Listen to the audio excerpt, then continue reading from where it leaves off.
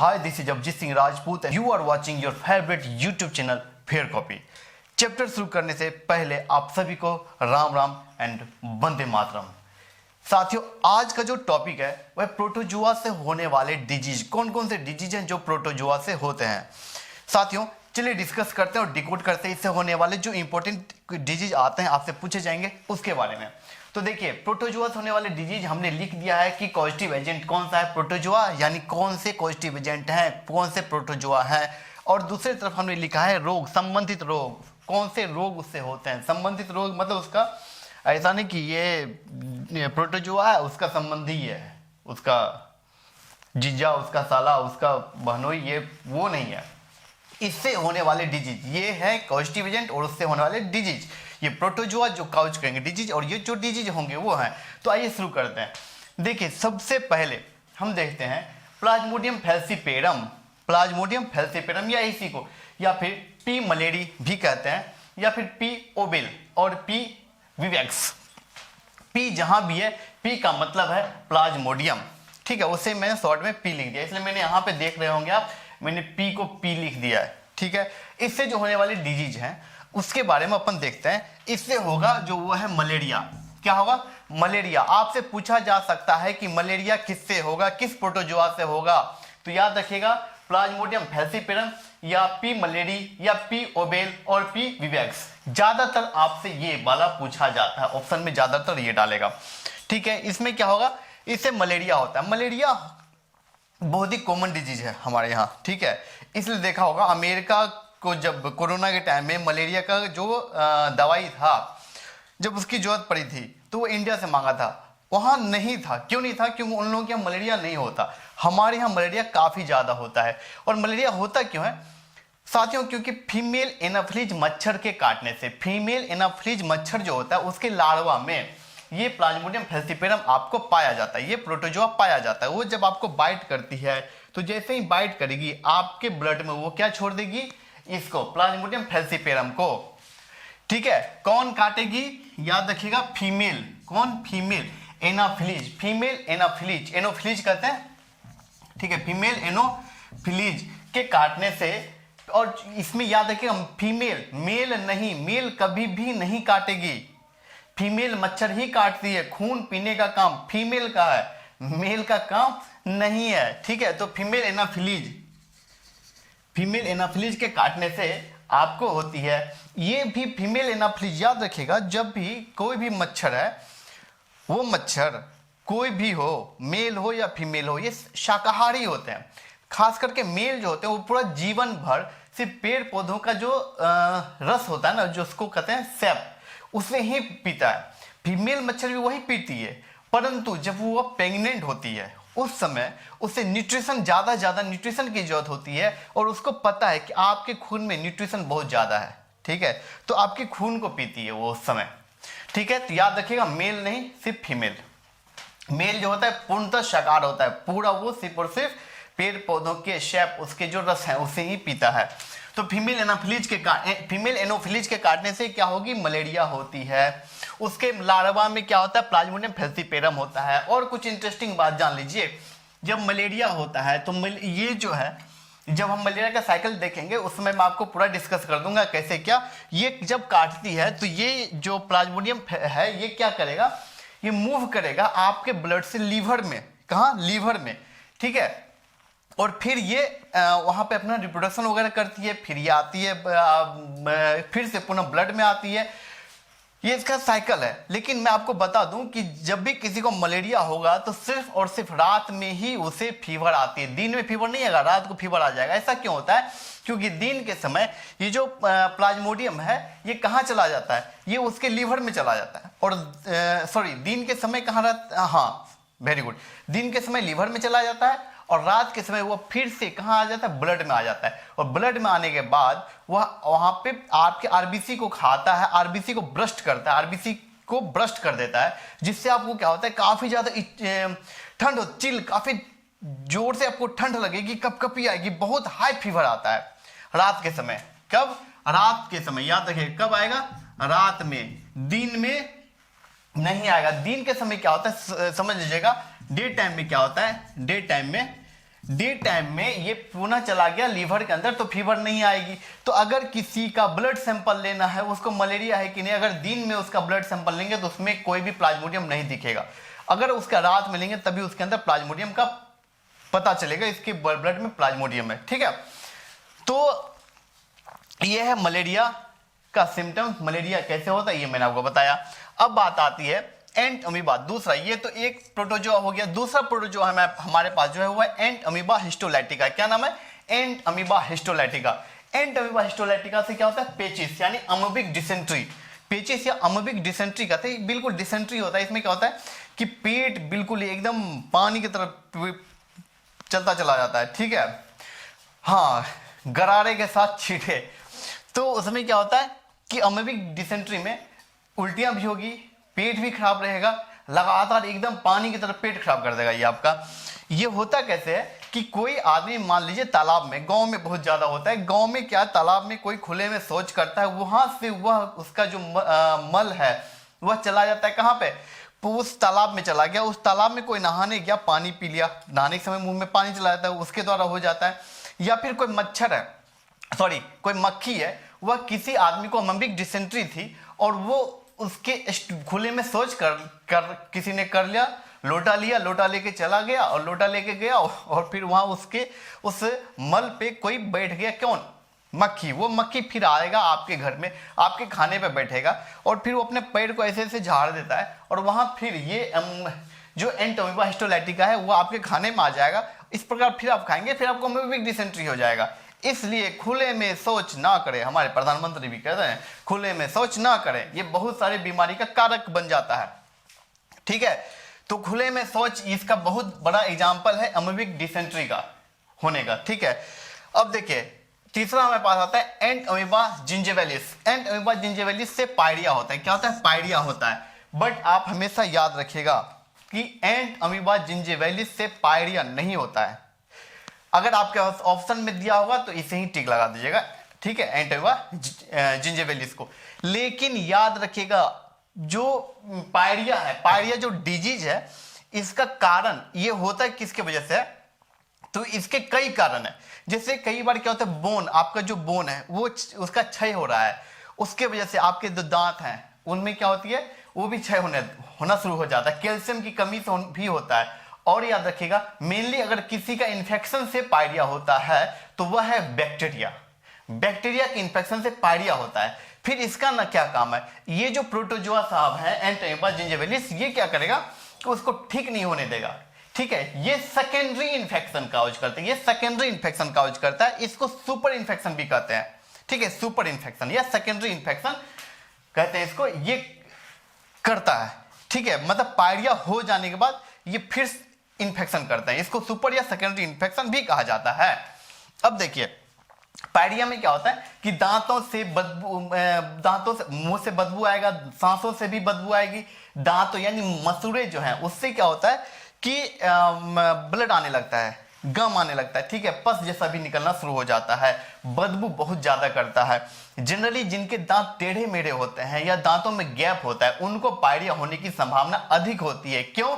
क्योंकि जब आपने कुछ खाया तो गैप के अंदर या जो टेढ़ा मेढ़ा दांत है तो वो कहीं ना कहीं जाके फंस जाता है उसमें। तो जब दांत में एक बार फंस जाएगा वो खाना तो धीरे धीरे खाना सड़ेगा, और जब सड़ेगा खाना तो उसमें बैक्टीरिया पनपेगा, और बैक्टीरिया फिर क्या करेगा, धीरे धीरे धीरे धीरे वहां बैक्टीरिया ग्रो कर जाएगा पूरे मुंह में।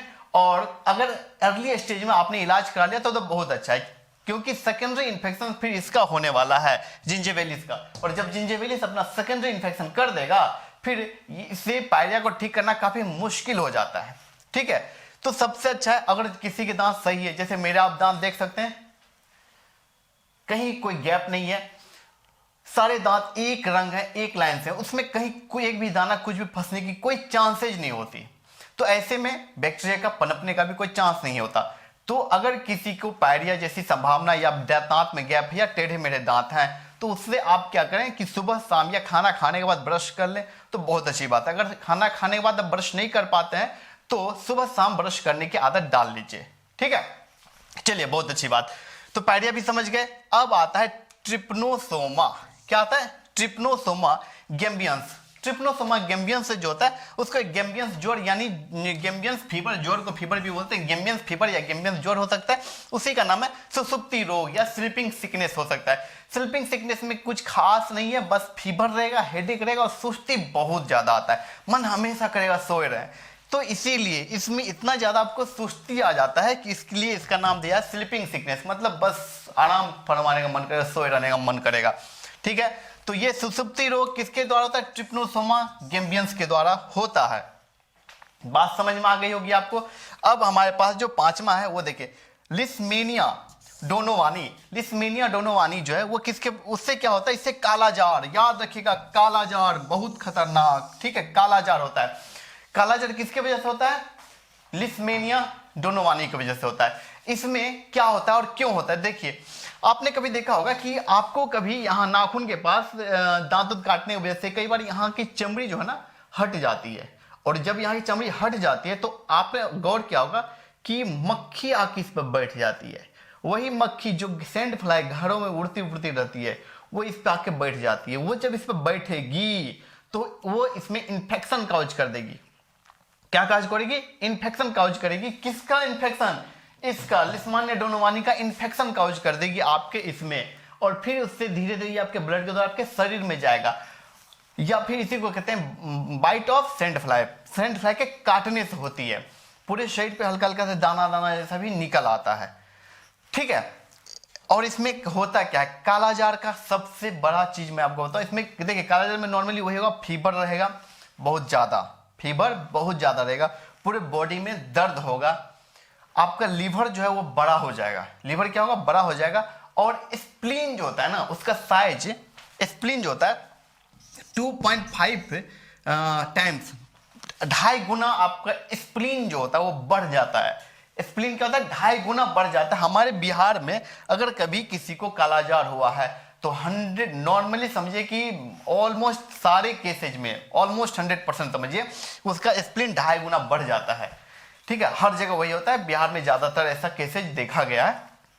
स्पेशली ये सब जो भी है ना डिजीज, इस तरह के जो मक्खियों की वजह से हो जाता है, कुछ खास प्रकार के मच्छरों की वजह से हो जाता है, तो ये सब आप देखेंगे गांव में बहुत ज्यादा होता है, ठीक है। तो ये है कालाजार का ये। और क्या होता है? फीवर होगा, हेडेक होगा, बॉडी में दर्द रहेगा, लीवर का साइज बढ़ जाएगा, स्प्लीन 2.5 गुना बढ़ जाता है। अब स्प्लीन क्या बंदा है? ये क्या चीज है? नया चीज सुना है अगर आपने तो जान लीजिए, spleen is the graveyard of RBC. Spleen को आरबीसी का ग्रेवयार्ड, ग्रेवयार्ड का मतलब होता है कि कब्रगाह, ठीक है, कब्रगाह कहा जाता है। किसका? स्प्लीन को। मान लीजिए, देखिए क्यों कहा जाता है, तो ये जैसे सपोज कीजिए स्प्लीन है, तो यहां से क्या होता है, बहुत ही पतला सा कैपिलरी जाता है, ठीक है, नलिकाएं, बहुत पतली नलिकाएं जाएगी, और जब ब्लड हर जगह से गुजरेगा, ठीक है, हर जगह से जब ब्लड गुजरेगा तो मान लीजिए ये बहुत पतली है, ठीक है, ऐसे है। और इसके अंदर जो आरबीसी है, आरबीसी की साइज मान लीजिए थोड़ी बड़ी है, आरबीसी की साइज ये है। हालांकि आरबीसी गोल नहीं होती, आरबीसी जो होती है वो कुछ ऐसी होती है, बायकॉन्केव, यानी ऐसे समझिए और इस प्रकार समझिए, इस प्रकार का संरचना होता है आरबीसी का। यानी एक सिंपल लैंग्वेज में आपको बताऊं तो मम्मी की रोटी जब मम्मी बनाती होगी तो उसे जब गोल गोल कर देती होगी तो उसको ले करके दोनों तरफ से दबा दीजिएगा। दोनों तरफ से दबाने के बाद जो स्ट्रक्चर निकल के आएगा वो एग्जैक्ट आरबीसी का स्ट्रक्चर होगा, ठीक है। तो वैसा आरबीसी का स्ट्रक्चर होता है।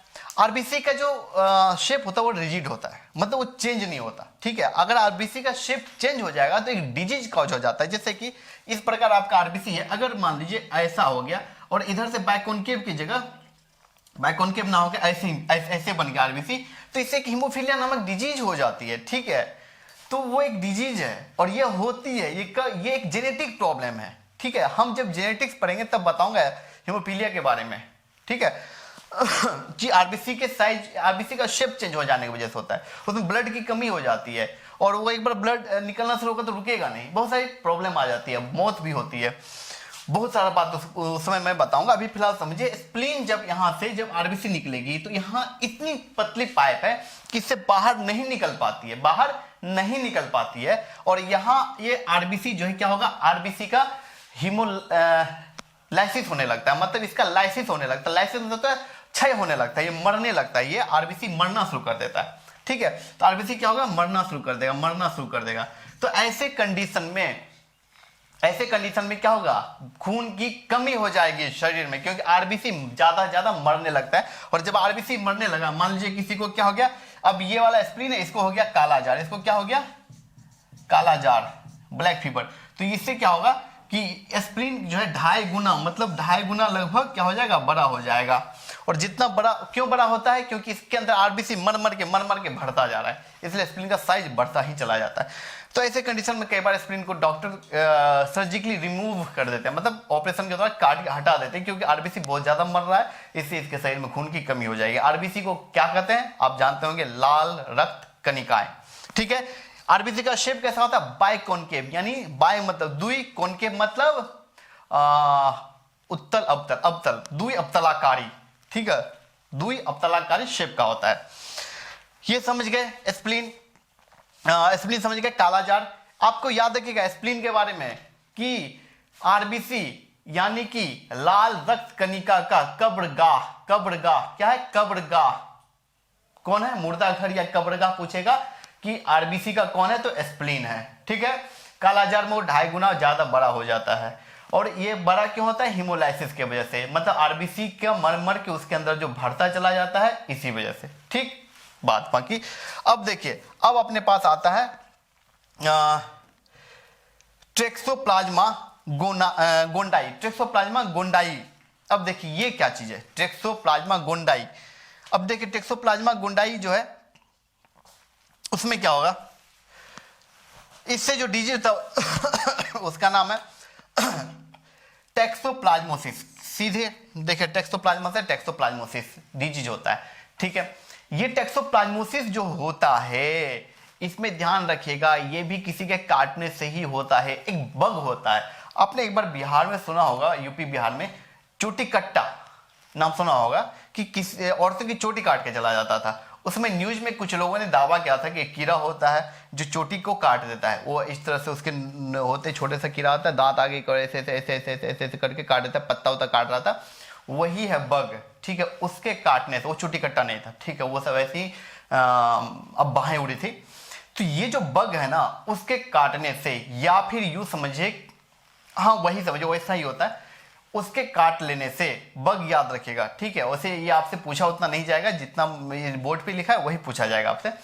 तो उससे क्या होता है, ये टैक्सोप्लाज्मोसिस होता है। इसमें भी वही चीज होती है, आपके शरीर में बहुत ज्यादा दर्द होगा, थकान होगा, सिर दर्द होगा, बदन दर्द होगा, बस यही। ठीक है, डॉक्टर से सलाह लीजिए, दवा खाइए, 2-3 दिन में ठीक हो जाएगा। अब आता है ट्रिप्नोसोमा ब्रुसी रोडेसियंस, ट्रिप्नोसोमा ब्रुसी रोडेसियंस। इससे जो होता है उसका नाम है अफ्रीकन ट्रिप्नोसोमियसिस, अफ्रीकन ट्रिप्नोसोमियसिस होता है। इससे ये प्रोटोजुआ, ये जो प्रोटोजुआ है ट्रिप्नोसोमा ब्रुसी रोडेसियंस, इससे जो होता है उसका नाम है अफ्रीकन ट्रिप्नोसोमियसिस, अफ्रीकन ट्रिप्नोसोमियसिस होता है। हाँ, अब ये होता कैसे है, सीसी फ्लाई आपने देखा होगा अपने घर में, खास करके ये रूरल एरिया में होता है, मतलब गांव देहात में, इंडिया के देहात एरिया में होता है ये। और होता क्यों है, सीसी फ्लाई मतलब बड़ी वाली मक्खी, आपने देखा होगा, उस बड़ी वाली मक्खी के काट लेने से ये होता है। इसमें भी आपके शरीर में बहुत ज्यादा दर्द होगा, बहुत ज्यादा थकान रहेगा, हेडेक रहेगा, ज्वाइंट में भी पेन होगा। और क्या हो सकता है, ये सब तो प्राइमरी कंडीशन है, अगर ट्रीटमेंट सही से नहीं लिया तो आगे जाकर के कंफ्यूजन रहेगा हमेशा, हर चीज के लेकर के आपको इसकी इन्फेक्शन बाद कंफ्यूजन ज्यादा क्रिएट होगा, बिहेवियर चेंज हो जाएगा आदमी का। ठीक है, इस सब टाइप का इसमें सिम्टम देखने को मिल सकता है। ठीक है, तो ये था इससे प्रोटोजोआ से होने वाले रोग। इससे ज्यादा आपसे प्रोटोजोआ से होने वाले रोग में कुछ नहीं आना है, जितना मैं बताया वही है, याद रखिएगा। इसमें कई बार पूछा जा सकता है इसके बारे में, तो सीसी टीएसआई, ठीक है, टी साइलेंट होता है, सीसी फ्लाई किसके वजह से होता है, सीसी फ्लाई के काटने से होता है। ठीक है, यहाँ पूछा जा सकता है, ये एनोफिलीज की वजह से होता है, और बाकी सब यही है। ठीक है।